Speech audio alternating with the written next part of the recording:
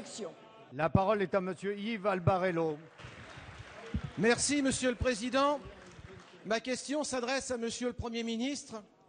Monsieur le Premier ministre, après le matraquage fiscal, arrive le temps du matraquage social. Les mesures que vous prenez ne sont ni justes, ni de nature à redresser les comptes de notre pays. En matière de dépenses sociales, par exemple, d'un côté, vous avez ouvert de nouvelles dépenses en abrogeant la contribution de 30 € qui était demandée aux clandestins pour bénéficier de l'aide médicale d'État. Et de l'autre côté, vous préparez des mesures qui vont frapper directement le pouvoir d'achat des retraités. Et oui, mes chers collègues, désormais être retraité, c'est être assimilé à un riche, à un privilégié. En effet, vous allez tout simplement prélever 700 millions d'euros sur les retraités imposables en instituant une taxe que vous déguisez sous le vocable techno de contribution additionnelle de solidarité pour l'autonomie.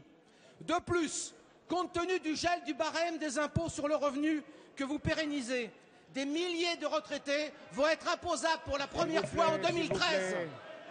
Et malheureusement, ce n'est que le début d'une longue série de taxes sur celles et ceux qui ont travaillé dur et qui sont désormais à la retraite.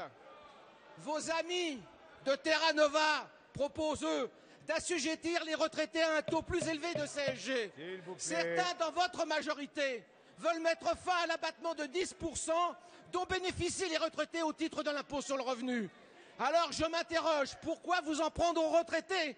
Le gouvernement serait-il tenté de leur faire payer leur vote à l'élection présidentielle? Monsieur le Premier ministre, ma question est claire. Quand renoncerez-vous à ces projets injustes pour enfin vous attaquer aux réformes structurelles dans le champ médico-social? Merci.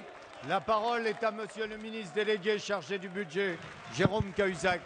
Merci, Monsieur le Président. On ne s'entend plus dans cet hémicycle. Monsieur Donc les uns et les autres, si vous voulez, retrouver un peu de calme. Merci, Monsieur le Président. Monsieur le député, la situation de la protection sociale est incontestablement délicate. Vous le savez d'ailleurs probablement pour avoir suivi toutes ces affaires ces dernières années.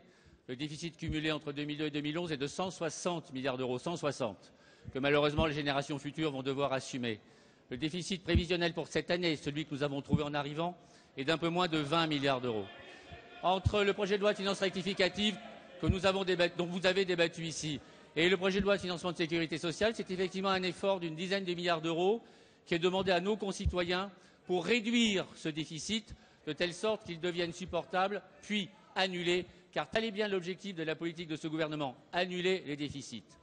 Ainsi donc, pour parvenir à ce résultat, qui, je le crois, est un objectif assez largement partagé sur ces bancs, il y aurait des efforts à faire qui, selon vous, devaient être ciblés sur les uns ou sur les autres ou en épargner certains.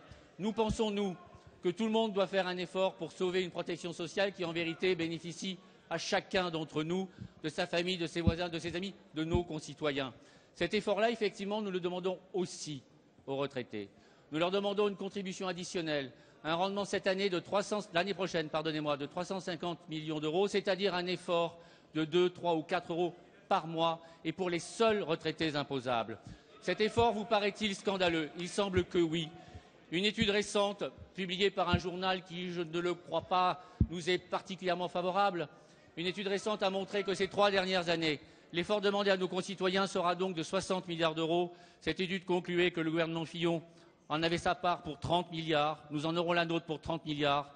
Nous aurons donc fait chacun, les uns et les autres, notre part d'effort pour que nos finances publiques soient rétablies et notre protection sociale assurée. Merci.